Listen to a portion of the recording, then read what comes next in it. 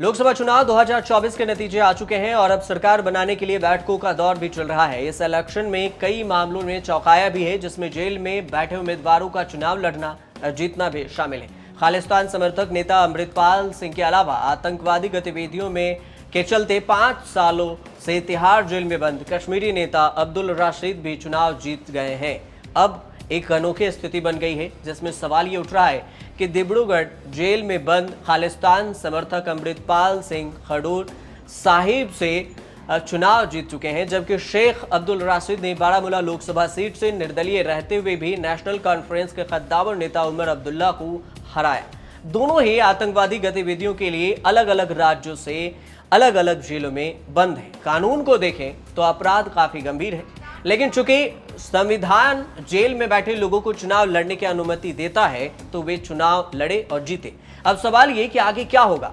यहाँ 3 बातें हैं जो उलझी हुई हैं। सबसे पहला ये कि क्या वे शपथ लेंगे, क्या इसके लिए उन्हें जेल से छोड़ा जाएगा, क्या कैद में रहते हुए भी वे सरकार चलाएंगे। सबसे बड़ा सवाल यही है। नियम क्या कहता है, शुरुआती पहले सवाल से समझिए। रिप्रेजेंटेशन ऑफ पीपल्स एक्ट 1991 के शुरुआती 18 साल की उम्र का सही दिमाग सेहत वाला कोई भी भारतीय चुनावी प्रोसेस का हिस्सा बन सकता है। जेल या लीगल कस्टडी में रहते हुए कैदी भी इस श्रेणी में आते हैं, जबकि आरोप साबित न हुए हों। तो जैसे कि इंजीनियर राशिद और अमृतपाल सिंह को इसलिए ही चुनाव लड़ने की छूट मिली। एसोसिएशन फॉर डेमोक्रेटिक रिफॉर्म के अनुसार सभी सांसदों और विधायकों में से लगभग 1/3 आपराधिक मामलों का सामना कर रहे हैं और इसको देखते हुए भी उन्हें चुनाव लड़ने की छूट दी गई है। अब सुप्रीम कोर्ट क्या कहता है ये भी समझ लीजिए। सुप्रीम कोर्ट ने साल 2013 में कहा था कि सांसद और विधायक अगर अपराध के दोषी पाए जाएंगे तो उन्हें तुरंत अपना पद छोड़ना होगा।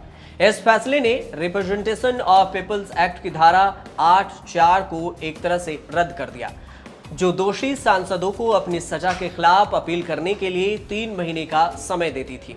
इसका मतलब यह है कि अगर इंजीनियर राशिद या अमृतपाल सिंह को उनके आरोपों के लिए दोषी पाया गया तो वे तत्काल प्रभाव से लोकसभा में अपनी सीटें खो देंगे। इसकी सबसे बड़ी वजह यह भी है कि उनके जुर्म की गंभीरता को भी देखा जाएगा। अब किस पर क्या आरोप लगा है ये भी जान लीजिए। राशिद गैर कानूनी गतिविधि रोकथाम अधिनियम UAPA के तहत जेल में है। साल 2019 में राष्ट्रीय जांच एजेंसी NIA ने टेरर फंडिंग के आरोप में राशिद को गिरफ्तार किया था। देश के इतिहास में वो पहले लीडर थे जिन पर आतंकी गतिविधियों का आरोप लगा। इसी तरह से खालिस्तान सपोर्टर अमृतपाल सिंह NSA के तहत जेल में बंद है। दोनों ही देश की सुरक्षा को तोड़ने जैसे अपराध में जेल में बंद हैं, जो साबित हुए तो मुश्किल हो सकते हैं। अब क्या शपथ ले सकते हैं जेल में बंद होते हुए? जेल में बंद निर्वाचित प्रतिनिधियों को शपथ लेने के लिए अक्सर अस्थायी रूप से जमानत या पैरोल रिहाई मिलती है। ऐसे कई उदाहरण हैं, जैसे कि साल 2020 में इलाहाबाद हाई कोर्ट ने बसपा नेता अतुल राय को संसद के सदस्य की शपथ लेने के लिए पैरोल दी थी। साल 2022 में उत्तर प्रदेश के विधानसभा के शपथ ग्रहण के लिए सपा विधायक नाहिद हसन को भी जमानत दिया था। पुरानी मिसालें अगर देखें तो अमृतपाल और राशिद दोनों को ही अस्थायी रिलीज मिल सकती है, ताकि वे लोकसभा सदस्य के तौर पर शपथ ले सकें। तो क्या जेल से ड्यूटी कर सकते हैं? यह भी एक बहुत बड़ा सवाल है। ये दोनों नेता, क्या सांसद और विधायक ऐसा कर सकते हैं?